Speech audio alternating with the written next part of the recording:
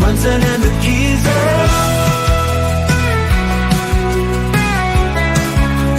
Munson and the Geeza.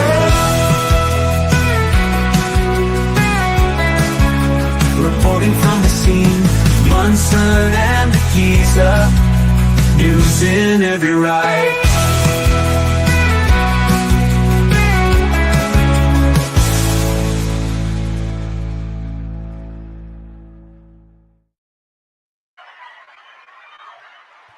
Dear Santa, thank you very much. I had a lovely Christmas. A late present. Could you bring me the Portuguesa? He seemed. Oh, there you are, Tony. How are you? Yeah, bon appetit. That's what we say tonight, isn't it? Have I got that right? It's bon, not bomb appetit. Bon appetit. Is everything okay in your studio? Is either smoke or steam on the right-hand side of your screen as I'm looking at it? Is everything okay there? This is a hot cup of tea. Cup of soup. Is it mold? It won't be mulled wine, but you're not pretending. I'm not late just because I didn't have a cup of tea ready. Okay, all right. You just made everyone wait while you were pleasing yourself. You know, yeah, I was pleasing myself. You know, it's fashionably late. It's fashionably late. Look at me. I'm wearing my classic. It's basically rude, but very acclimatized, you might say as well. Well, calma, tranquilo. Right, Pete was in first this evening. Good evening to you. Thank you very much for your Christmas greeting, Peter, which I didn't get. I'm gonna have to get like a crib sheet off you because you obviously know. Like I know this guy as Solar Life Portugal. Yeah, and you're obviously on like. Yeah, he's a regular. He's a gumper. He's a proper gumper. He's a full-on gumper, Peter. You're obviously like first name handshake. You've got some of those as well. However, most of the people who are your channel subscribers use pseudonyms, don't they? Like they're sort of crypto people and secrecy people. Crypto guy, yeah. I know him. I feel like I know him really well, and I know I do. I'm not going to say his name. I do actually know his name. But they're all you like got to be careful. You got to be careful of that. No. I'm not saying that, but you do have to be careful of that, don't you? Well, like if you know someone. Identities. Yeah. Doxing, it's called, isn't it? The secret millionaires and those sorts of people in our secret millionaires. Yeah, I mean, I don't know if he really does, but I would definitely ask him first. Yeah. What if we could give his address away? Yeah, like I think he's going to say yes. Give his address away. Right. Okay. Good evening, Steve. Look, I haven't even got through one greeting without you interrupting me, and I haven't even asked you if you've had a happy Christmas and all that sort of stuff. So let's just say hello, very cursorily, superficially, hello to the three people who've bothered to watch us tonight and said hello in the chat. So good evening to you, Peter. Thank you for your Christmas greeting. I hope you've had a good one. I hope you're still having a good one. And thanks, Pete, for tuning in to the Good Morning Portugal show all year. We'll be into another one, of course, in about a week's time. So see you there, Pete. And in the meantime, yes, Munson and the Geeza, which we're doing here on this New Year's Eve. Good work, Tony. I'm glad you reminded me. I have lost track in the perineum, the festive perineum, the bit between Christmas and New Year. I was about to say I love that phrase, the festive perineum. The festive perineum. And good evening to Jackie and Owen. I'll just squeeze that quickly in as well before he interrupts me again. You can see that I'm ready to go, right? You're a coiled spring, my man. No, because I was going to say festive perineum. I've never heard it put quite like that before, but it is a funny period, isn't it? This period between it's not enough time to kind of get back into the mood of work, is it? Or do you know what I mean? Yeah. I mean, a lot of us did have to do some work, obviously, but it's not. You're not quite back into it because you've got this other red day, as I call it, coming up, New Year's Day, where nobody's going to get anything done. I mean, I'll be the only man tomorrow morning without a hangover, of course, but yeah, and you'll no one else use your 6 videos per day as well. No one else is going to be of any use to me. I might get up early and just walk around making noise. Is that? Yeah, of course you will. Isn't that just a normal day for you? Yeah, to be fair, I have had that 5 o'clock in the morning. I'm walking through the garage and I'm like, "Good morning, Portugal gang. How you all doing? Bom dia." And then I think I should go quiet down because I think I did a message asking me to. We got confused because somebody found me and complained to me about walking through their village at 5 in the morning. And could I keep it down? I don't mind that.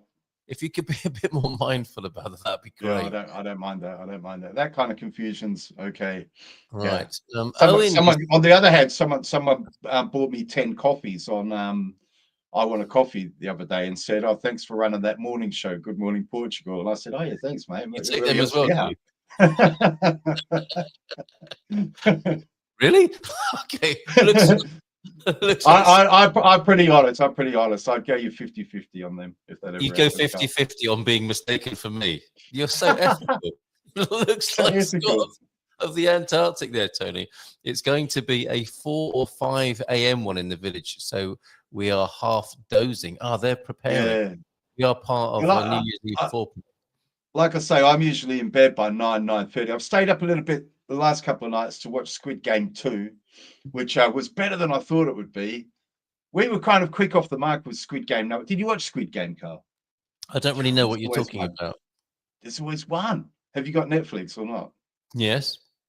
Well, I don't watch everything on it just because I've got Netflix. Neither do I. I just watch the good ones, like Squid Game, for example. Right, so Squid Game was a Korean. It doesn't take long, does it, to watch the good things on Netflix? To be fair, that's the problem. It's like anything. Who was it? Was it that Pink Floyd song? I always think back. He goes something like, "I've got 16 channels on the TV of shit to choose from," or something like that. And I think 16 channels, mate. Fast forward now, I've got something like 250 channels of shit. You know what I mean? It is pretty dire, isn't it? Swearing. I'm on my own personal sorry. here. So sorry. Yeah, exactly. You forget, don't you? I can actually get. I've got Squid Game. Yeah. Okay. Squid Game and Did you just say shit game or Squid Game? You gotta get the timing right too, Carl. Squid Game. It's a Korean kind of like. Would I call it a horror? I don't know what you'd really call it, but it's this game show, and they find people like on the street or whatever who are like in loads and loads of debt, and they invite them onto this game show. And then when they get there, they realize that you can actually die during the game, and so it's quite psychological because they keep getting opportunities to vote to say, right, if you want to leave, it's democratic. Whoever wants to leave can leave now, and you can share what prize money, or you can keep staying and play more and possibly get more money. But of course, more of you will die. And the people keep going forward, and it's actually really good. You don't think it's going to be because the story just sounds awful. Yeah, it doesn't. I'm not thinking. Oh, I must watch that after we finish. I'm a big fan of Korean stuff, though. I really love, especially I like zombie movies as well, and their zombie movies have always been the best. And I just really like this stuff. And I watched Squid Game 2, and at the beginning it looked like, oh no, they're going to ruin it, and then bang, we were into it. So 2 nights we binged it, and it was I should take that off the screen. Yeah, okay. Don't spoil. Oh my goodness, don't spoil it. Don't spoil it. Shall I put him on the naughty? Yeah.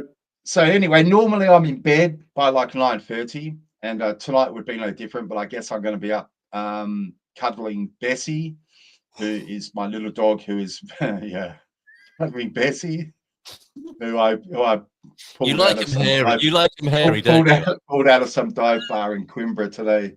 Yeah, I think that was her name anyway. Yeah, okay.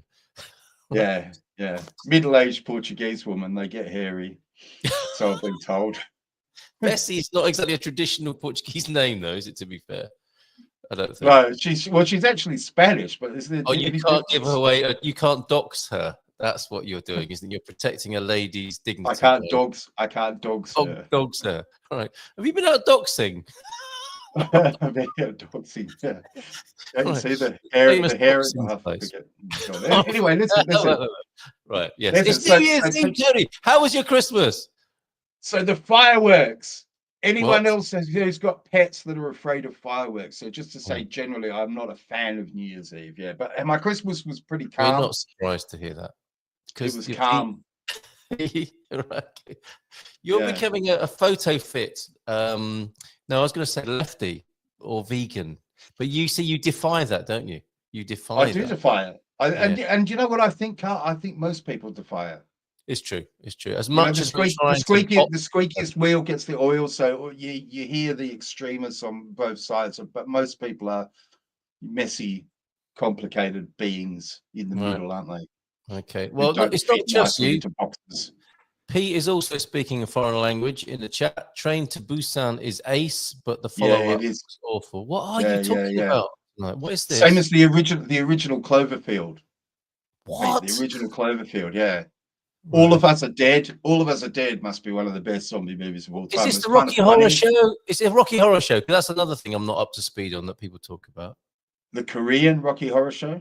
I've no idea. I don't know what you guys are talking There's about. lots of things, but yeah, but I get that as well. It's like people go, "Oh, did you watch Peaky Blinders?" And I'm like, "No." Oh, now I did watch Peaky Blinders, not when everyone was watching it first time round. Yeah, yeah, I watched it late to the party, a bit like CDs as well.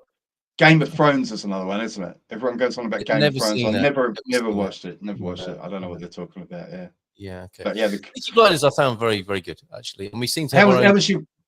What? Oh, sorry. No, how was your Christmas? Yeah. It was really great. That's what you did. That's what you did to me when I was on my flow.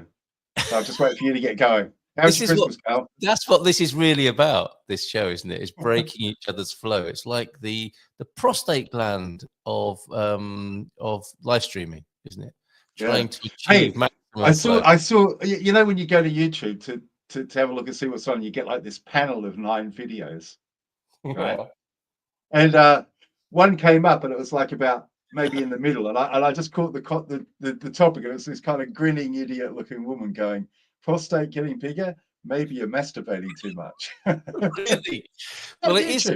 No, they are tailored to your search requirements. Yeah, I know, and it is, you know. I can tell, I can feel it every time. The big question is, did you watch it or not?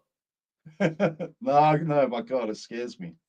No, of course I don't watch anything like that. It might tell me that I have to stop, you know. It might mean you get more videos. You might get more videos sent to you like that. Right, here he is, crypto prepper. No, prepping strategist. No, the crypto strategist. Tony, listen, how can you hear through a you know, I know everyone who knows me. No, but the funny thing is, it's not on. It's not on. The funny thing is, no wonder your prostate is swollen. Are you sitting on that? Everyone knows that I was born in Lambeth, right, South London, in it. But my family are very much northern, and the heater is not going on until there's ice in the glass that I've got sat on the window ledge. When your nose is cold, is one way of looking at it. Do you know? I in the same way that you that smoke. It's not from my tea, by the way. It's your freezing breath in the studio. Now, in the same way that you get served up swollen prostate masturbation videos, which I'm not being filthy here. This is just a technical thing that Tony has brought up. I get served up nostalgic Facebook groups, and I saw a picture of an old lady in Yorkshire going into a grocery shop, and look, this must have been in the 60s, I think. She had a great big granny coat on and a shopping bag and a headscarf in a classic Yorkshire sort of vignette, Brook Bond tea or something on the shop doorway. And life looks so hard and cold.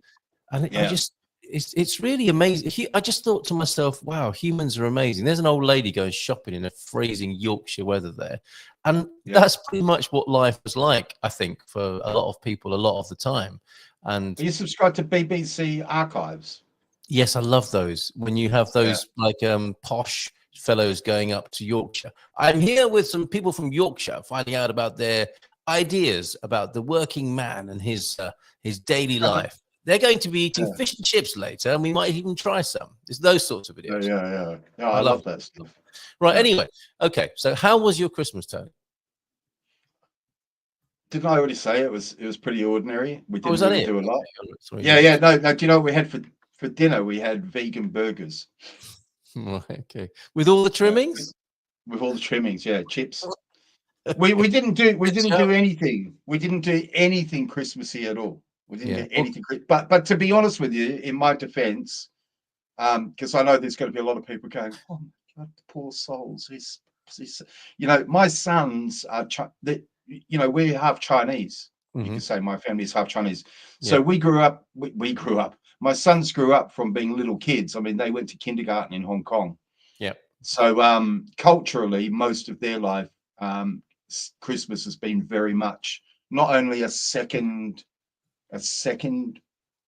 most important festival, but in a way a foreign festival, and a very commercialized festival. So the important festival in Hong Kong is obviously Chinese New Year. Yes. You know, and then possibly, arguably, even the Mid-Autumn Festival is possibly even a bit bigger than Christmas. Yeah, so it's not a big deal to us, you know. We don't feel like we've got a Christmas tree and all that sort of stuff, but we don't kind of feel that kind of vibe about putting Christmas lights up, a Christmas tree up, and everything like that. So I understand that, and there is a societal pressure. There is something I want to say about this, given that this is still a continuation of our festive special, and perhaps we'll talk about resolutions and revolutions for 2025. But there is a resonance here with your vegan. I don't like to call it veganism, but your vegan choice in life, and eschewing Christmas, and how people feel sorry for you. And this is a kind of sign of the times, isn't it? Tony, are you still awake? You just dropped off. I can only see your closed eyelids. No, you're okay. Right. It's because I was looking down. Oh, okay. All right. So my to-do list. Is it? Have you just checked something off? Talk about veganism. Check. No. I just what I wanted to do was rather than interrupt you, this is kind of a forced error. This kind of a forced error. I quickly made a note of what I want to follow up on your point.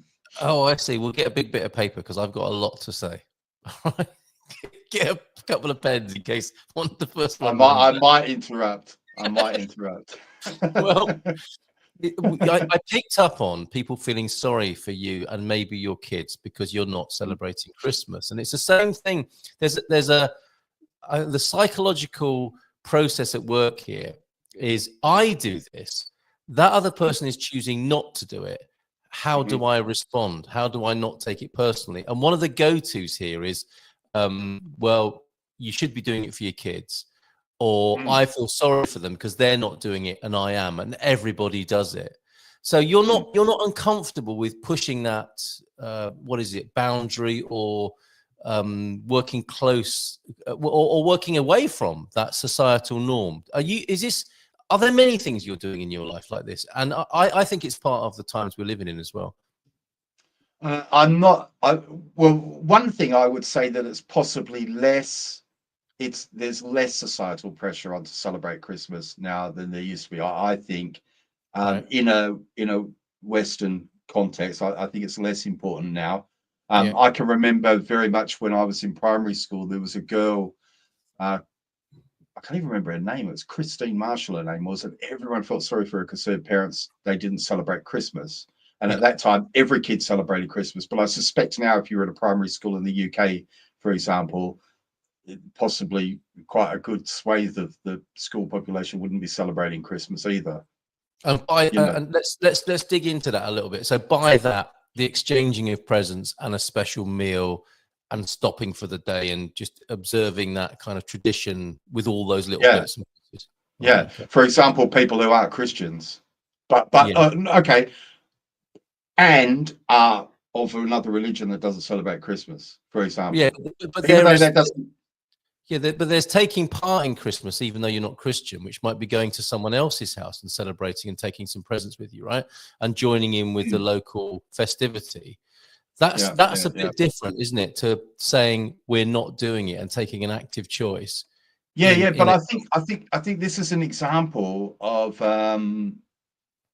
possibly where the problem lies is in this idea that we're taking an active choice. We actually just didn't do something. We didn't go out, and it wasn't an action to not celebrate Christmas. We didn't put the tree up. And if my son's it's in a box, like in my living room. We didn't even really put it away last year. That's how lazy we are. It's like right there. You're celebrating by default then. Yeah, no. So what I mean is, if my sons had said to me, "Oh, Daddy, when are we going to put the tree up?" The tree would have been up, and I would have done all that. But they're not interested, so it's hard for me to get motivated. I mean, last year I went around Oliveira dressed as Santa, giving out beer and everything, and my sons were like, "Oh God, why are we doing this?" Wow! So you've gone from one extreme to another, then possibly. Well, to me, it's a little bit like. So we're talking about there's a few things in my life where I've had this, right. And so I'm kind of used to it. I'm kind of used to it now. So people go, "Oh, I can't believe you didn't celebrate Christmas. You've missed out, right?" That's my point. So, That's my point. so Your I had contrarian the, tendency. I had this when I quit drinking. You know, oh well, how do you enjoy a night out? You know, well, like all the other people who don't drink on a night out, just nothing's. You know, I'm not missing out on anything. I'm not.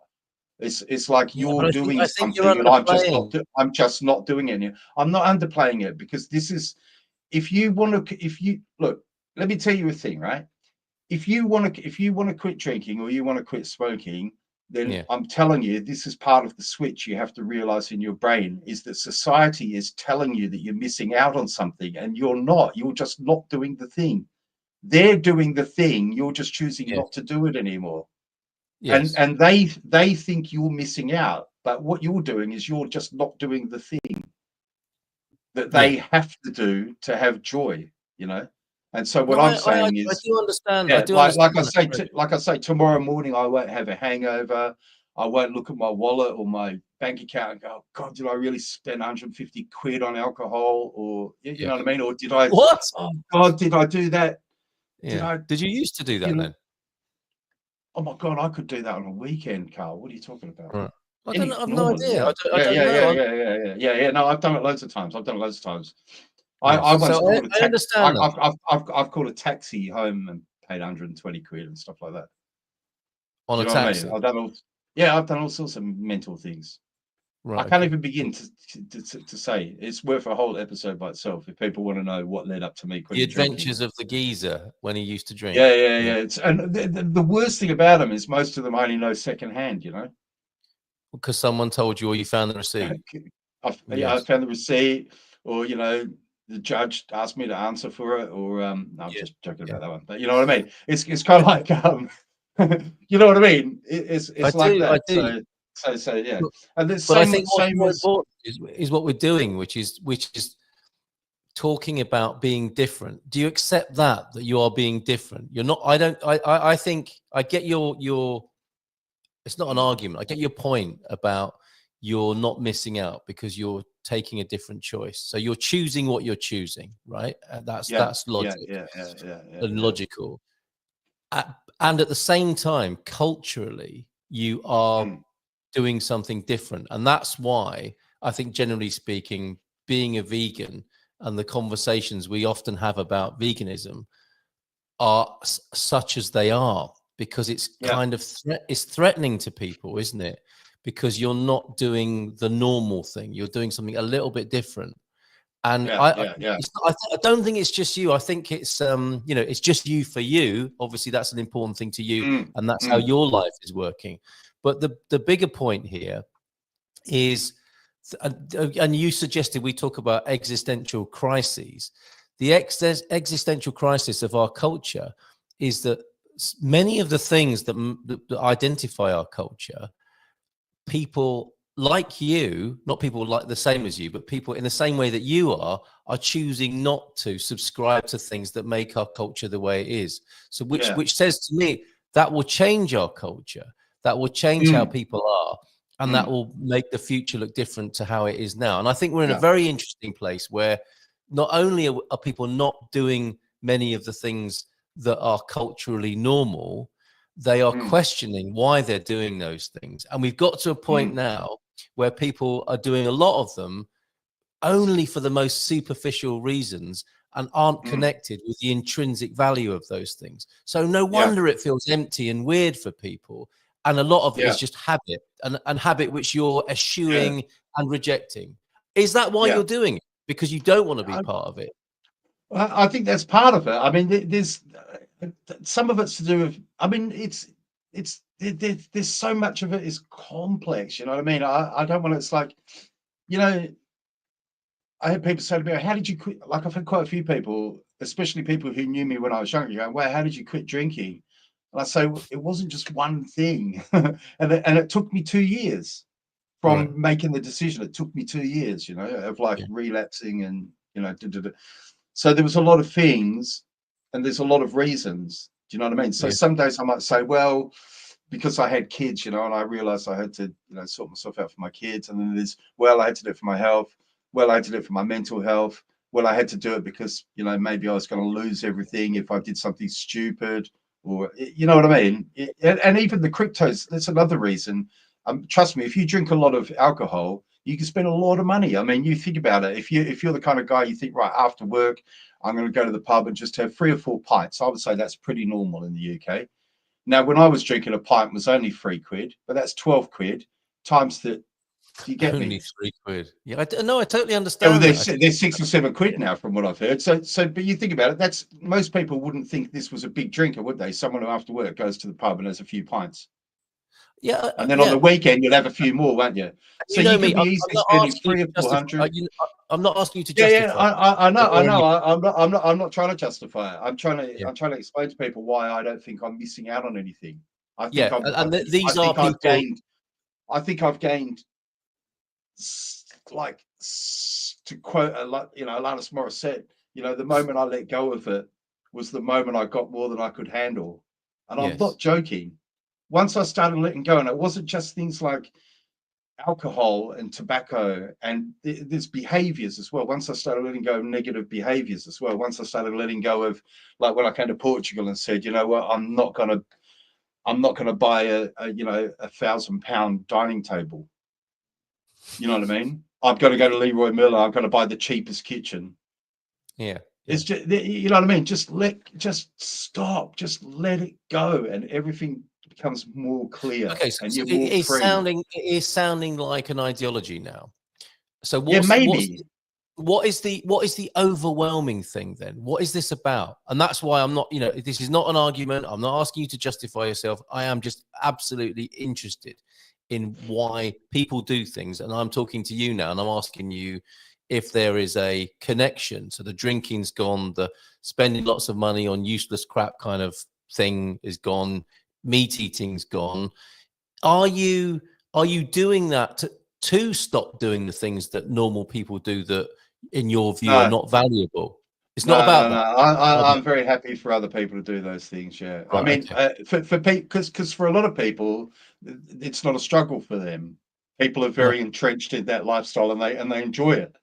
Yeah. Who I feel bad for, and who I hope I could possibly, talk to, are the people who are struggling with it, who maybe don't know why they feel trapped. Because for me, I've always I've had a couple of times in my life, one day maybe I'll go into it more in the air, but, like, I was talking about the other week about shedding my skin. I've got up and walked away from stuff that would blow people's minds. I've Right. got up and just gone, right, I'm just not doing that anymore, and boom. Well, tell You me know what I now. mean?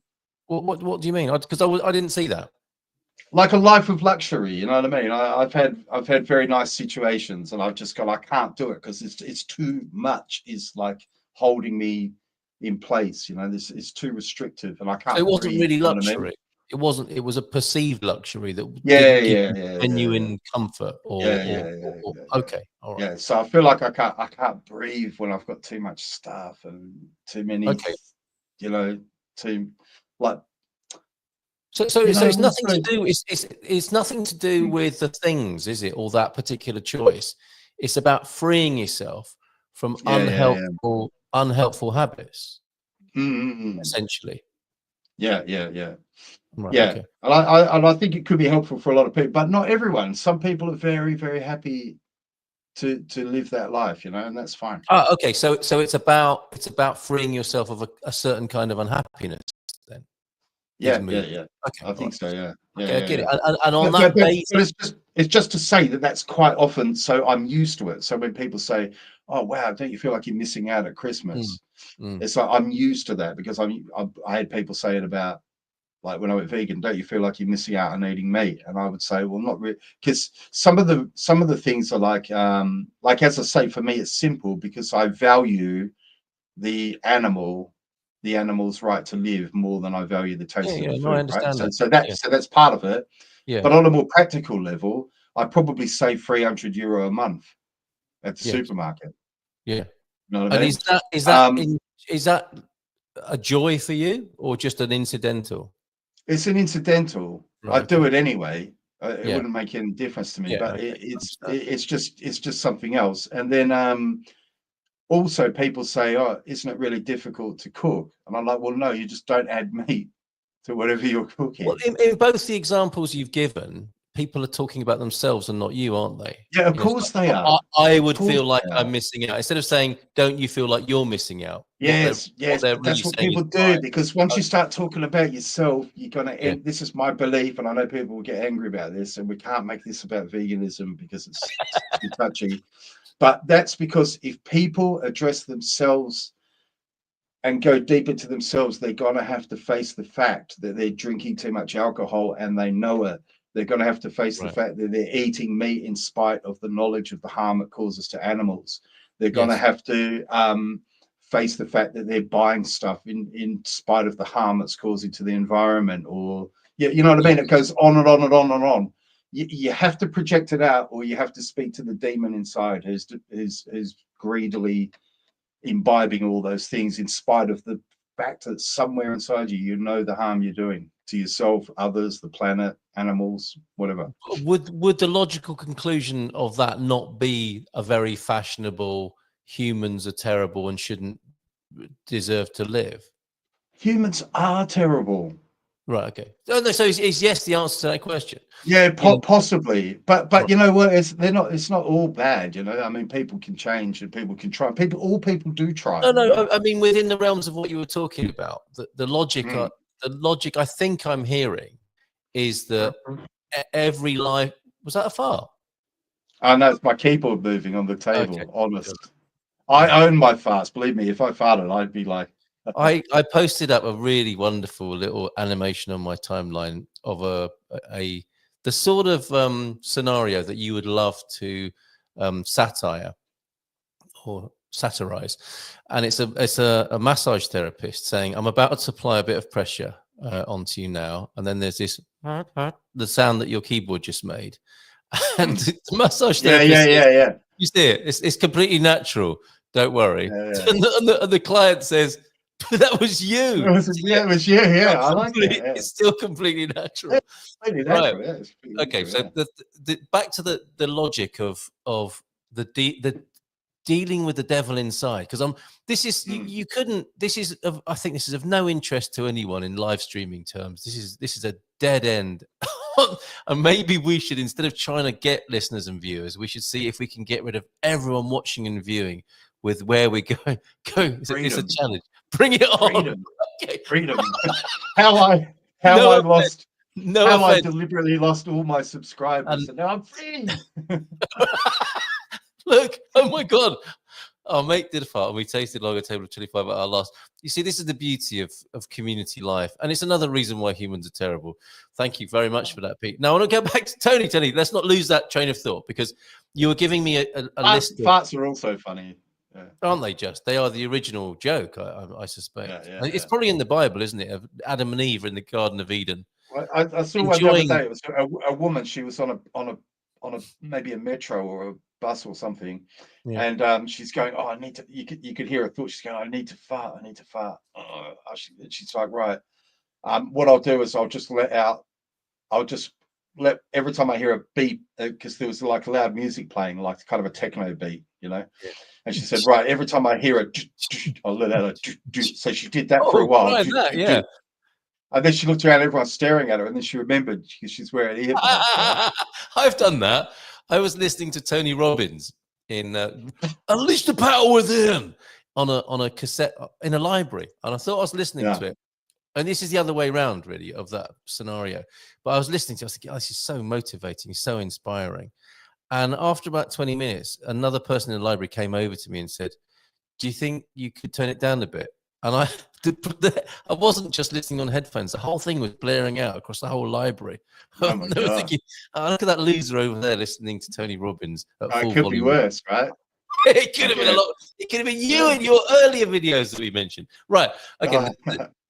So by the little path we went down then, which I find fascinating and very prescient. This is New Year's Eve. This is the new year. This is where resolutions and people are thinking about changing their behavior, right? So there you are. You've changed a lot of your behavior in your life, and you've described some of it, some of those changes and how beneficial they are. And we've looked at how when people say, "Aren't you missing out?" or don't you find it difficult to cook? They're saying, I would find those things difficult. And you took that a stage further and basically were saying, yeah, what it means is when they stop looking at you and criticizing your lifestyle, Tony, they have to look at what's going on in their own life. So the projection stops and the self-analysis observation begins.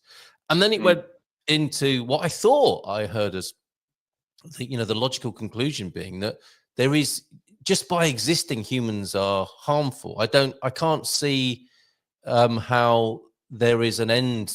Well, I can see that there is definitely an end to that, but I'm not sure where the harmony is, or how we make terms with being alive and essentially being destructive beings, because I can't see how we can exist and not be destructive. Well, I think the other thing is, it was interesting that you were talking about the nostalgic video you saw recently about the woman. Yeah. I placed her in Sheffield. Where did you have her?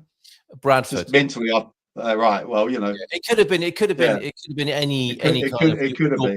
Town, yeah. So, and she was having this kind of hard life, right? Okay. Well, that's what I projected onto it. Yeah.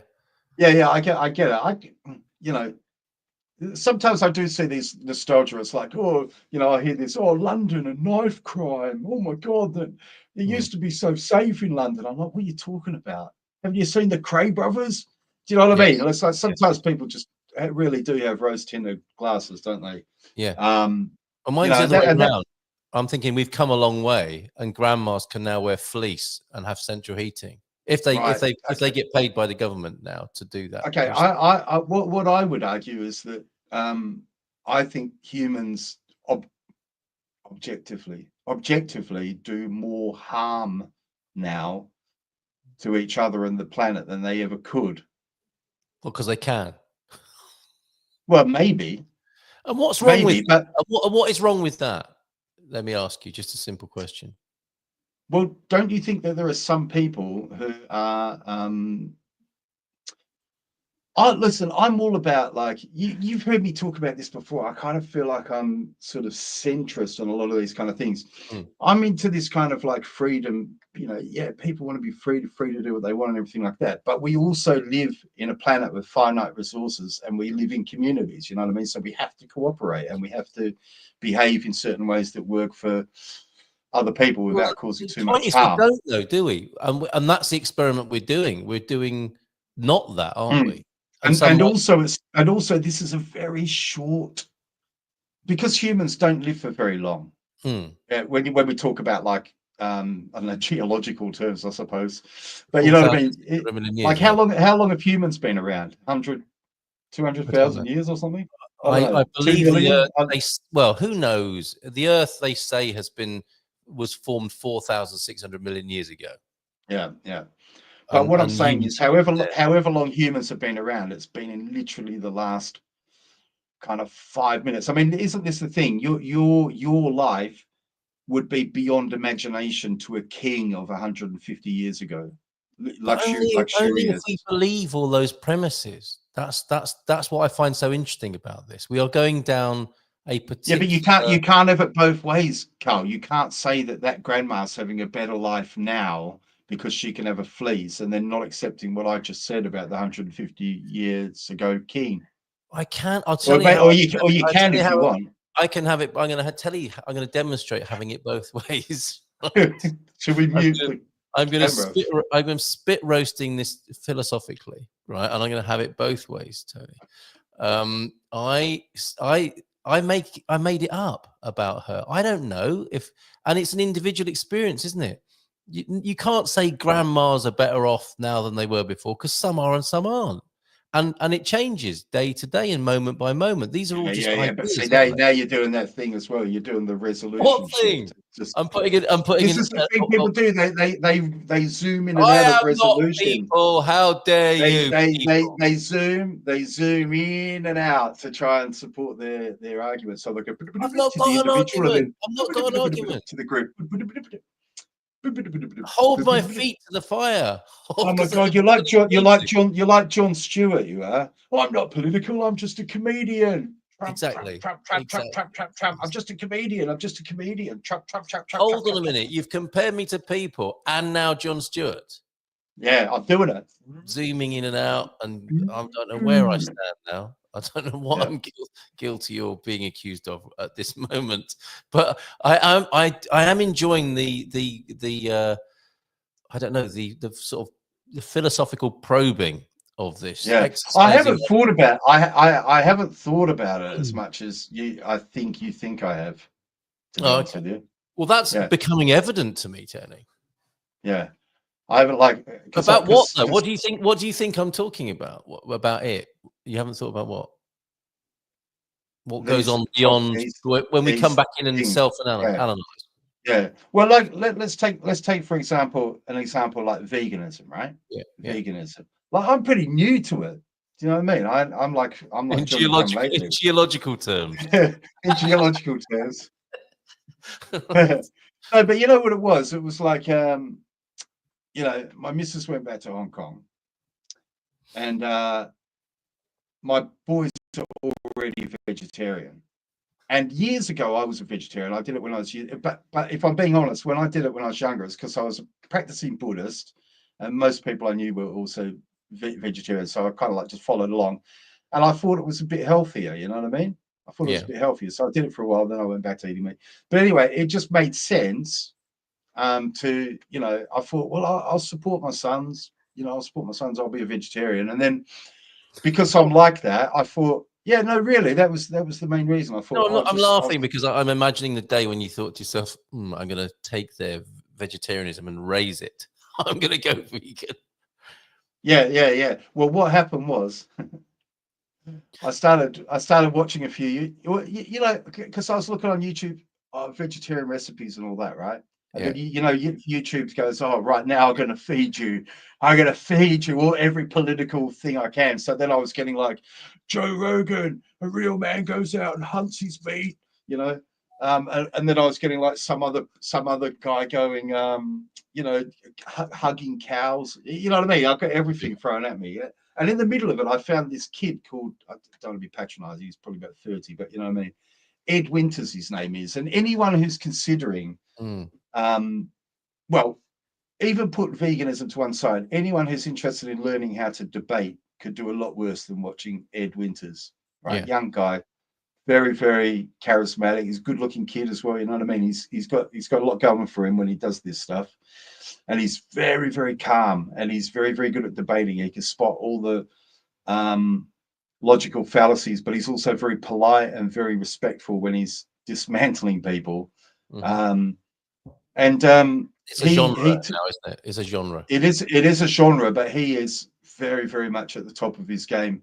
And after listening to him for a while, I was really convinced. I thought, yeah, I can't do it. I can't say I love animals, because for me it just exposed the cognitive dissonance. You know, that's when I had to say, right, I can't keep eating cheese, and I can't keep eating, like, if I'm going to eat cheese and eggs, I may as well just eat meat.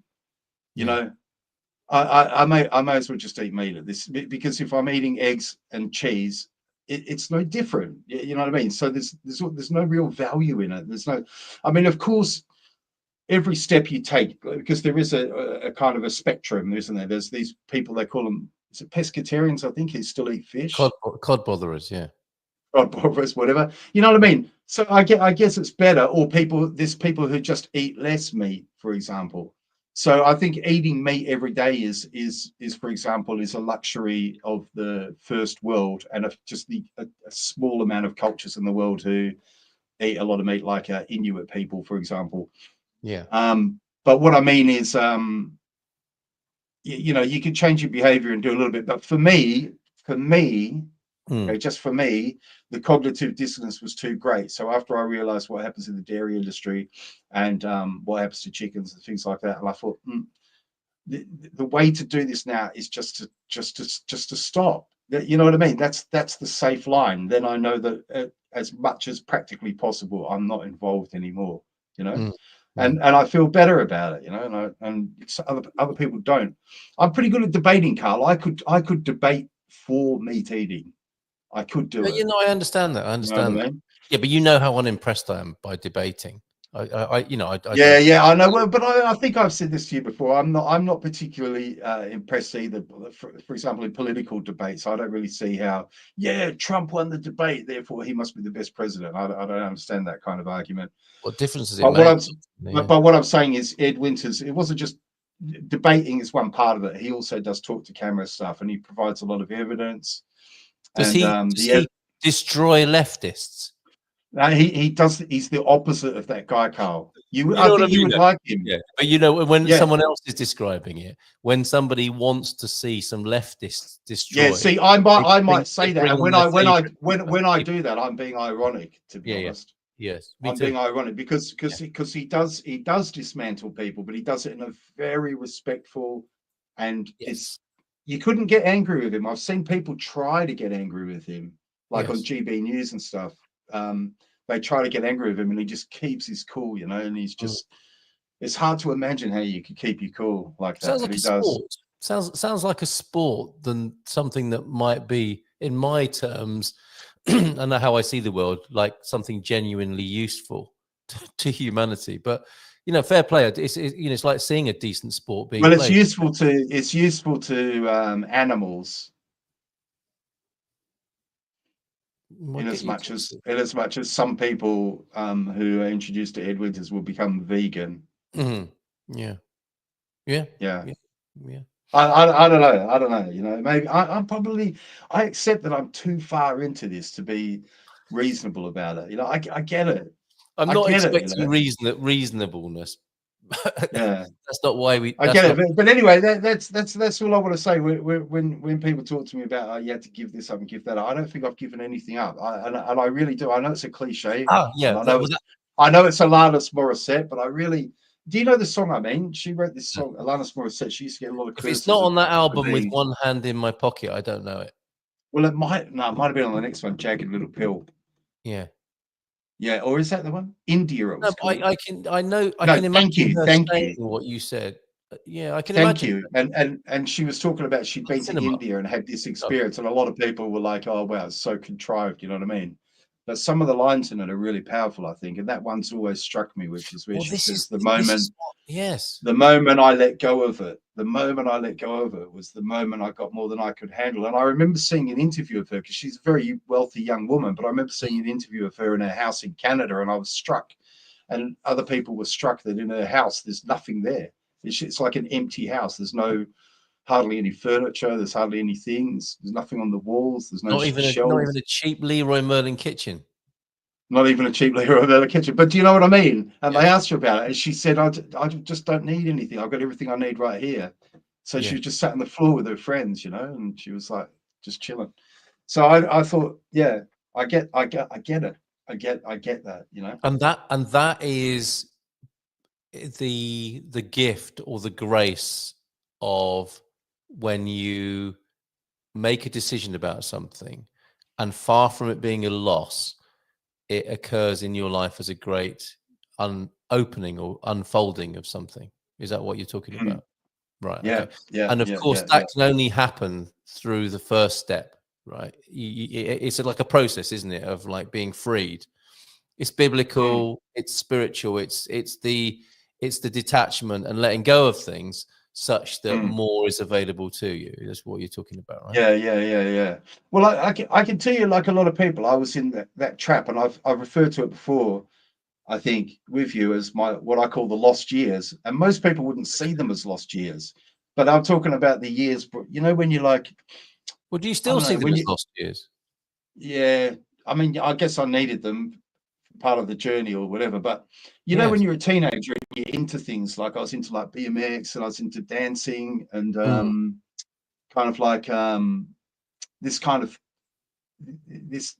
thing, and then you start kind of working, and you kind of stop doing those things, and then maybe you're working. I'm not saying you, I don't know what your path was, but I think mine was, a lot of people I knew were on this kind of path, which was working, trying to push up the ladder, going out to pubs, drinking, maybe doing a little bit of bowling, maybe seeing a film every now and again, maybe pretending you're getting fit by going and playing badminton once a week. Dabbling in bowling.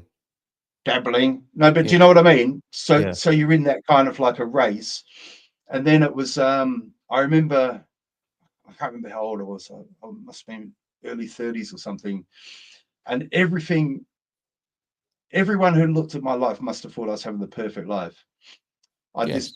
this, and I had a big house, a nice car, Mm.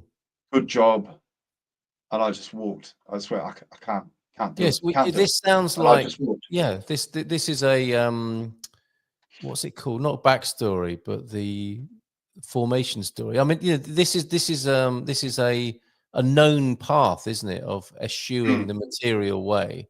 And yeah. yeah, in my own way, I've done this as well. I don't think I got as Mm, far up the ladder as you did before I thought I, I like my experience was in the music industry of being mm, adulated as a mm, star by being signed to a record label and being treated very differently. And it made no sense to me. In mm. fact, it caused me to have some sort of nervous breakdown Yeah, ultimately yeah, yeah, yeah. in my early Mm, 20s, which then was actually quite harmful and difficult in, you know, and destructive.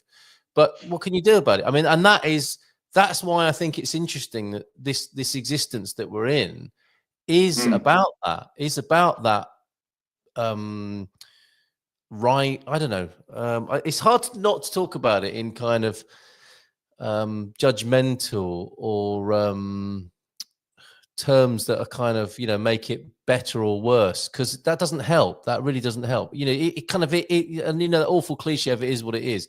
What you did, and that's all there is to it. And you can make it sound better or worse than what might have Yeah. been or someone else's experience. But it is what you went through, Mm, and perhaps that's what this simulation or this life that in which we find ourselves talking to each other is about ultimately.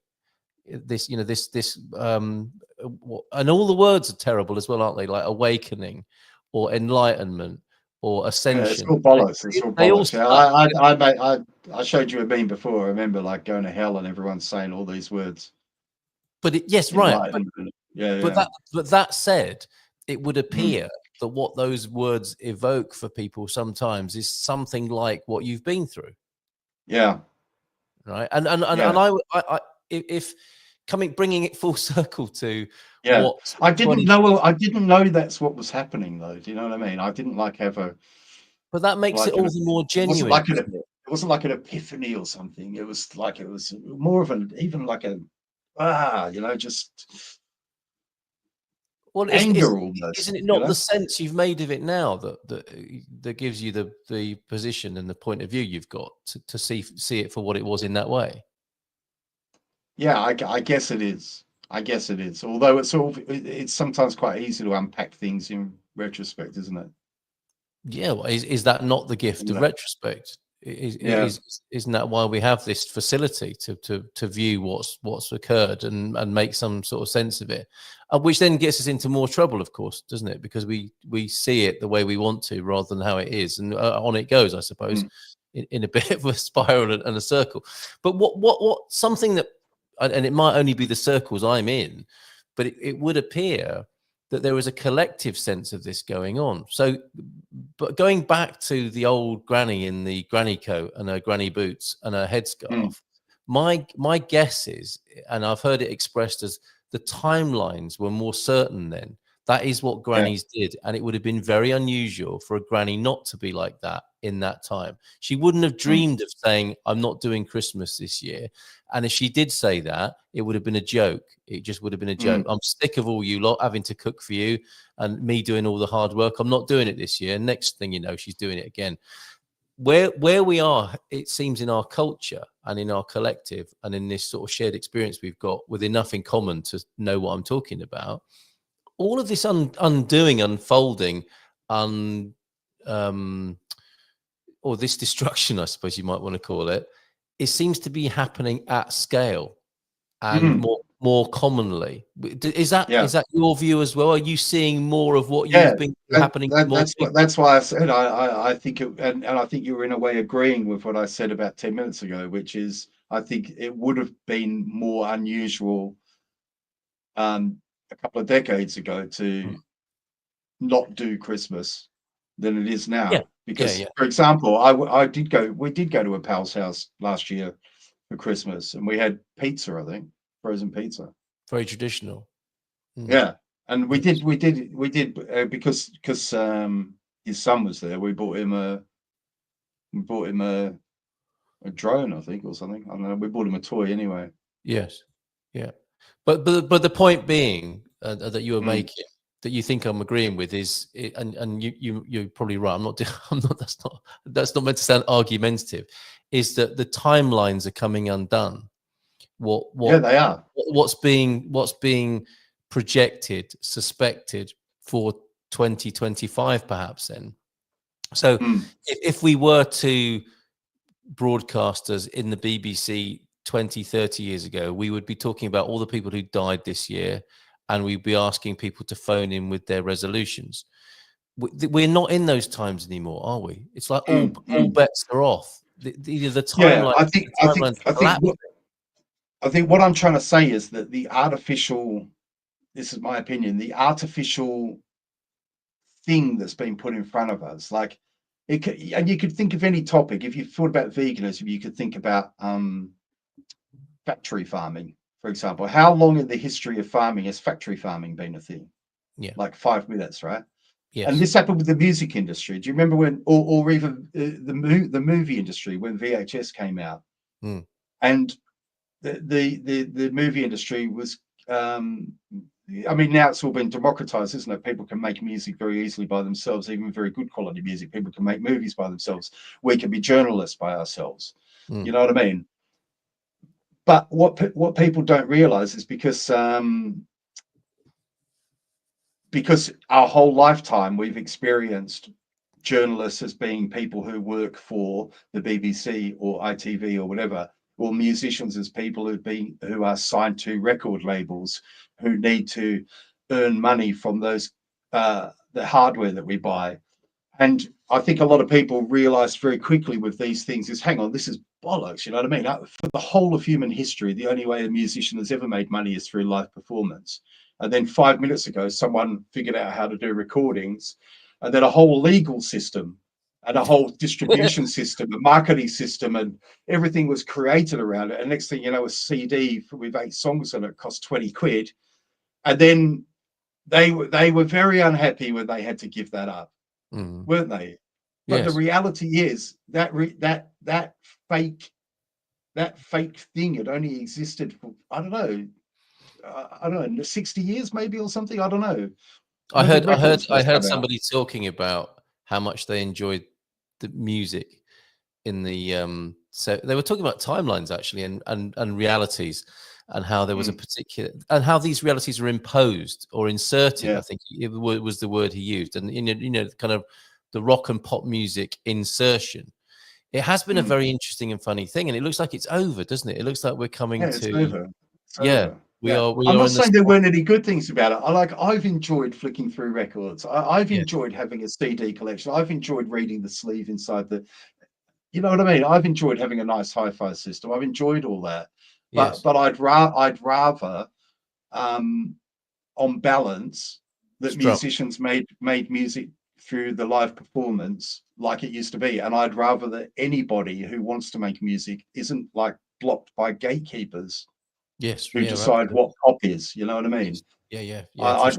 I'm glad to see that gone. You know what I mean? And I think a lot of young people were damaged. I mean, you're only going to look at someone like what's her name, Britney Spears or something. I think a lot of young people have been really damaged by that industry as well.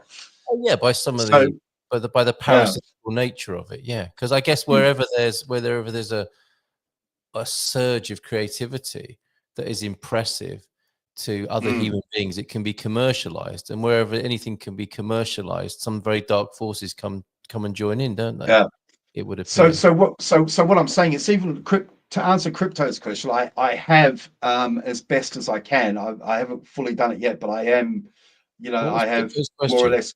He was talking to me about sugar. Have I quit sugar and processed food and stuff like that? And as much as possible, I have as well done that. And that's another example. The processed food that we eat every day is another example of something that's we're used to doing, but has only just in the last 5 minutes. So a lot of these things we're talking about 5 minutes ago, humans wouldn't have known what we were talking about because they don't exist. Right. Like say factory farming. And Like the average. why shouldn't you and I be the human beings that are going through this phase? Because well, I'm not saying we should, but what I'm saying is, me and a lot of other people are noticing. I don't know how recent the curtain was drawn back, but I do think that the jibby jab time we had a big part to play for a lot of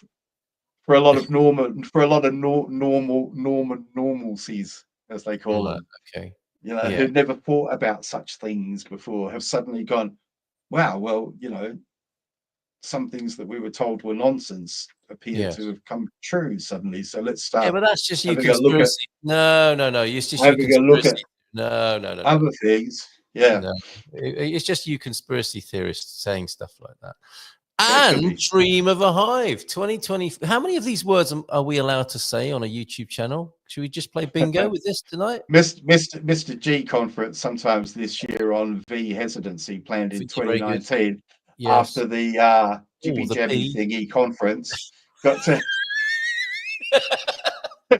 Okay, thanks, Tony. You really dodged a bullet there.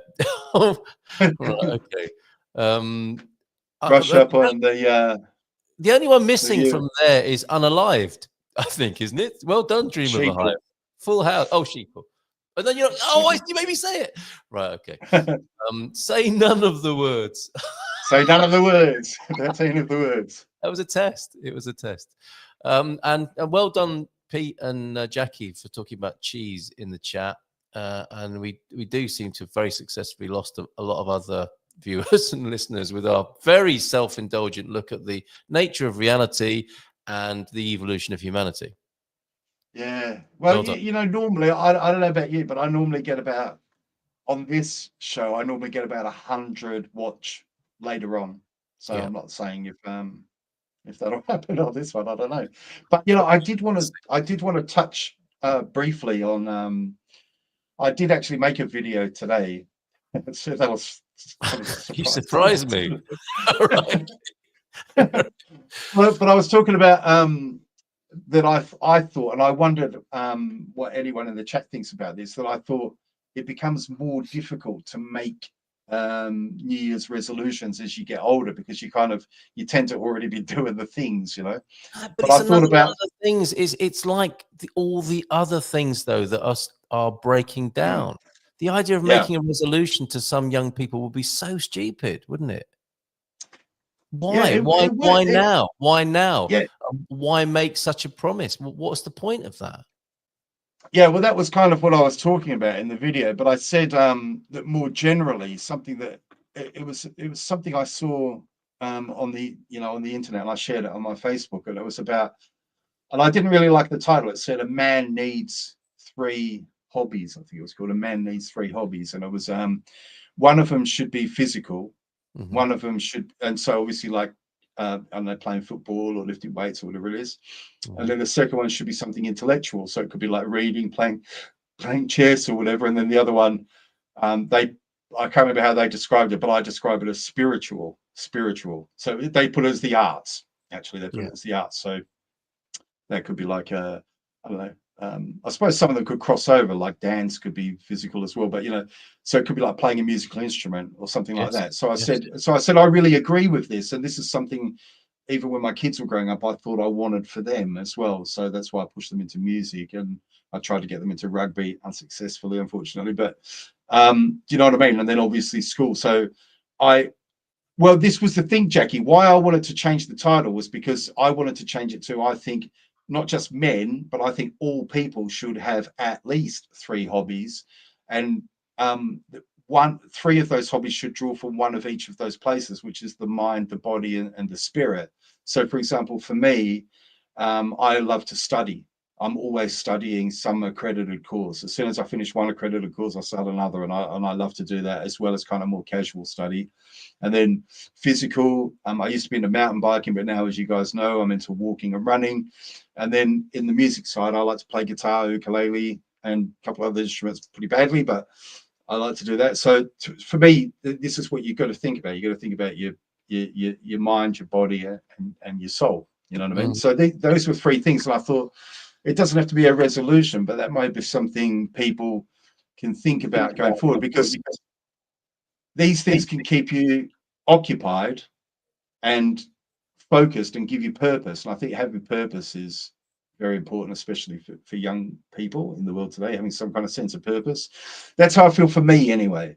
And then another thing I came up with, which I do want to focus on as a personal resolution for next year. And I remember we spoke about this on Facebook a couple of weeks ago, which was trying to see the divine, or the Jesus, or whatever you want to call it, in every human you come across.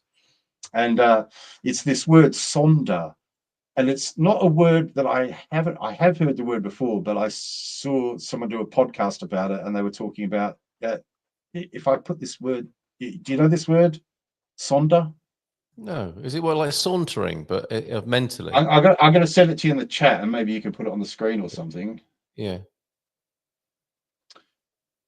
Right. So sonder, it's a noun. It's a realization, and it is the realization that, and it's going to sound obvious. Right. Yeah. It's going to sound obvious when I say it, but then I'll explain why you really have to think about it, right? Okay. It's the realization that each random passerby is living a life as vivid and complex as your own. And it sounds like, yeah, well, that's obvious, but it made me think, because today I was looking out my kitchen window, and one of the local shepherds was sitting outside my kitchen window with his flock as he goes out there and cuts our grass. And he was sitting like on a rock, I think, or some bricks or something, and he was whittling a stick, you know. And I thought, I've known this guy. I feel like I've known this guy for 3 years. We're very much on hello terms. He once helped me buy something. He introduced me to someone. I bought some farming tools or something. I can't remember. But he's obviously a nice guy, and I know nothing about him. He's just the shepherd. And obviously there's a language barrier as well. But do you know what I mean? I don't know if he's got children. I don't know if he's traveled. I don't know what his hopes and dreams are. I don't know what his failures have been, what his successes are. What he thinks about the world, what he thinks about politics, and where he gets those views from, what he's lived through. And when you get this word right, and you put it in your mind, and I was watching him, because it was just a coincidence. You know, sometimes things are like that, Carl. Sometimes things are just like boom, they're put together, right? I just watched the podcast, or more likely I've been listening to it while I was running. And then I was home, and I went into the kitchen. I looked out the window, and he was just sat right there. Do you know what I mean? And even though I've known the word before, it was like I went boom. Do you know what I mean? This guy is very one-dimensional for me, and it's probably the same for him with me. You know, he doesn't know anything about me. You know, and it just got me thinking. And then later on, we went to Lidl, and I was looking at like all the checkout operators who I've known for so long now. We recognize each other even when we're not in Lidl, you know. And I thought, they're not just checkout operators, you know. They're, you know, she might be worried about her children's academic performance. She might be wishing that she'd married someone else. She might be dreaming of Elon Musk taking humanity to Mars, or who knows? Do you know what I mean? It could be just this whole complex inner life that for her is her whole reality. You know what I mean? And we don't think about it, you know. And it took me back to that, thinking about what I want to try and do more this year is try and kind of like be the best version of me if I can, because I don't know what anyone else is going through. Do you know what I mean? Do you know what I mean by that? I do. And do you think this is giving you additional resource that wasn't there before then? Because I get the feeling that if it's an interesting proposition, isn't it? I guess it's a kind of a way of socially networking, isn't it? Or socially and spiritually networking with other people, to not only see them very superficially, but to imagine a vast sort of interconnection of sentiments and emotions and feelings and experiences that humans have, and see people in a richer way. Is that just a sort of an idle mind game, or is it going to add something to who you already are? Because I suspect if any of those people broke cover, which is how it seems to me, is like there is almost like an NPC kind of experience going on. People are all in their lanes, and as soon as somebody, what's so great about Portugal, for example, is if somebody does fall out of lane, actually literally, and they're going about their business and they stumble and they fall on the pavement, suddenly the whole Truman Show stops and people go to an outbreak of real life happens, doesn't it? People come out of habit, out of trajectory, and attend to the person who's brought life to this situation, albeit in a possibly injured way. But there's an outbreak of humanity. Do you not do that anyway? You strike me as a sort of person who would be doing that anyway. Every day I try to be a better man, Carl. You know what I mean? Yeah. Every day. But do you know, I spoke about this in the video I made today. I am far from perfect, man. Whatever perfect means, I am a long way from there. But I'm also a long way from where I was.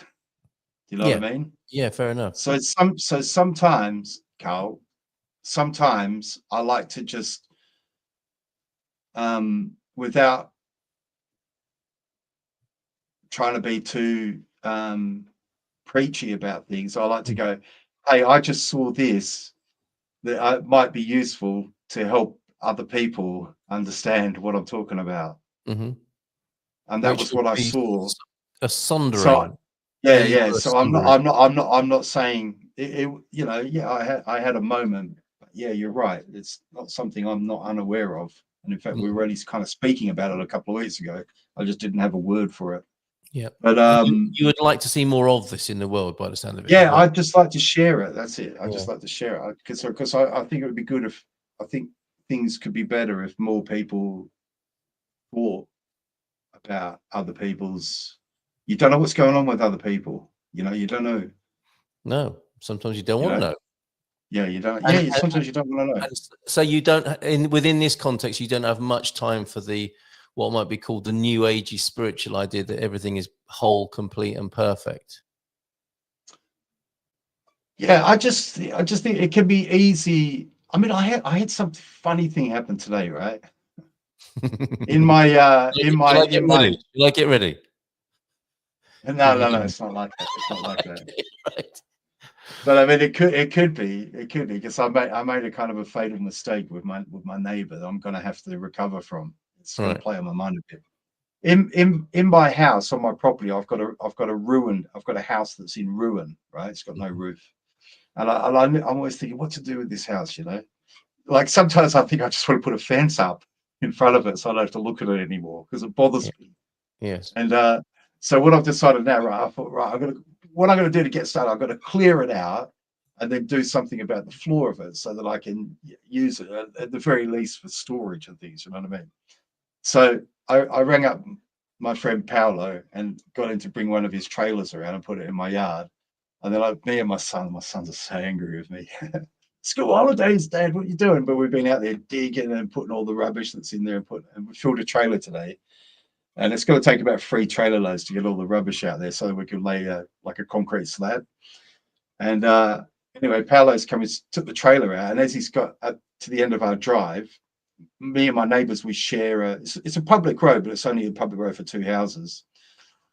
And as he's got to the end of it, he's picked the wrong gear and rolled back, and his trailer's hit their fence, and it's knocked it like about a centimeter out of alignment. It's still, you know, he's done it, and it needs sorting. And anyway, his wife, Francisco's wife's come out shouting, "Hello!" And it turns out apparently he's scratched their wall once before as well, a few years ago. Anyway, she's going on, and Paolo's gone away with the trailer to empty it. Then he's coming back with the trailer empty, and she's shouting at me in Portuguese, and Christian's there translating, and he's done it before, and I said, listen to me, and I looked at her and I said, listen, I promise you, Paolo's going to come back in 10 minutes, right? Either he's going to get it fixed, or I will pay for it to be fixed, okay? I promise, okay? It's not going to be a problem. And she's calmed down. She calmed down. Okay. Anyway, then what's happened is about 15 minutes later, so I said to my son, I said, listen, let's nip to the supermarket and get a few bits, because it's going to be carnage tomorrow.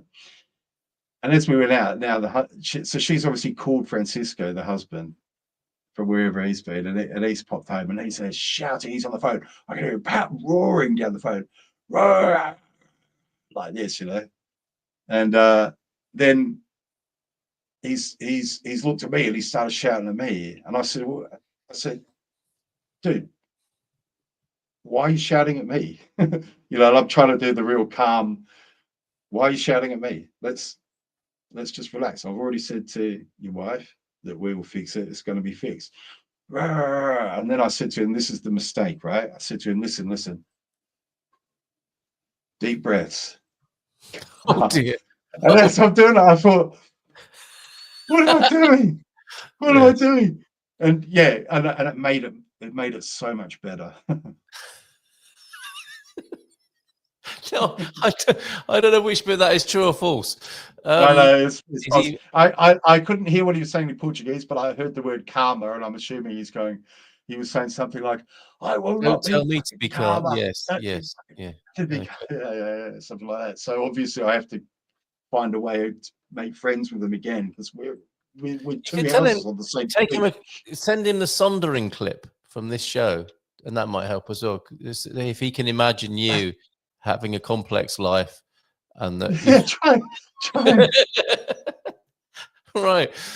So did anything else interesting happen to you in this festive and Christmas week, Tony, where in this last episode of the year, episode 14, we've not again talked about many of the things that we advertised, which is becoming quite normal now, but did anything else happen to you, or is there anything else you're thinking about for the new year? Well, I think I've already spoken about what my New Year's resolutions might be. So I'd just like to, before we maybe get to this, I just would like to wish everybody all the best for 2025. I hope everything you hope happens, I guess, and that everyone's happy and healthy. And I just would like to tell you that for me, it's not just about humans and their New Year's resolutions. I just was given a New Year's resolution by my friend, Mr. Spider. He lives up here, in the corner of my office. Where's Pepe? Mr. Spider, yes, you're on there. Hold on a minute. Is Pepe still there? Oh, yeah, okay, sorry. Yeah, so you got Pepe and Mr. Spider and a duck, I think. Some duck feet there, okay. And what did Mr. Spider have to say? Well, he said his New Year's resolution is to spend less time on the web.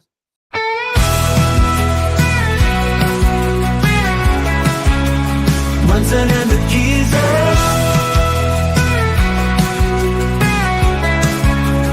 Munson The Geeza.